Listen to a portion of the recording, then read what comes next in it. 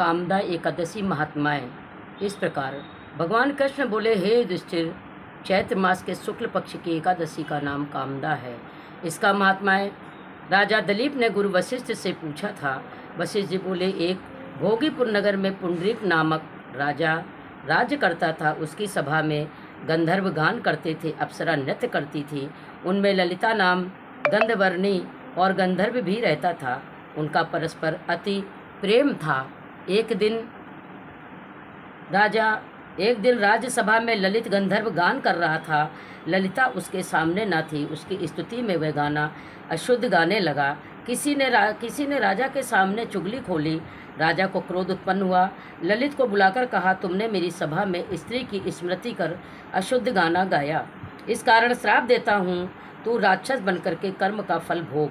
पुंडरीक के श्राप से ललित का मुख विकराल हो गया। 8 योजन उसका शरीर था, 2 योजन लंबी भुजाएं थी। उसके रोम मानो बड़े बड़े वृक्ष से नेत्र सूर्य चंद्रमा के समान चमकते थे। मंद्राचल पर्वत की तरह पेट था। भोजन मिलना मुश्किल हो गया। भूख से दुखी हो गया। उसकी स्त्री ने सुना तो भी वन में उसके पीछे विचरने लगी। उस वन में एक श्रृंगी ऋषि का आश्रम था।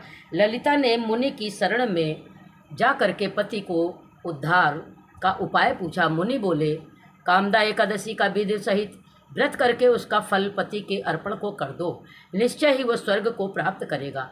अतः ललिता ने कामदा एकादशी व्रत का रात्रि को जागरण किया, दीप जलाए, प्रभु के गुण गाए, प्रातःकाल ब्राह्मणों को दक्षिणा दी, भोजन खिलाया, फिर उनकी परिक्रमा कर पद पद पर से अश्वमेघ यज्ञ का फल लिया, जिससे ब्राह्मणों के सामने पति के करने का अर्पण संकल्प कर लिया। उसी समय वो राक्षस यौन में छूट करके पत्नी के सहित स्वर्ग को चला गया। बोलो कृष्ण भगवान की जय। बोलो विष्णु भगवान की जय। हरे कृष्णा कृष्णा कृष्णा हरे कृष्णा। आप लोग ये महात्मा एकादशी को सुनिएगा। अच्छी लगे तो लाइक करिएगा, शेयर करिएगा, कमेंट करिएगा, सब्सक्राइब करना मत भूलिएगा। जय माता दी। हरे कृष्णा।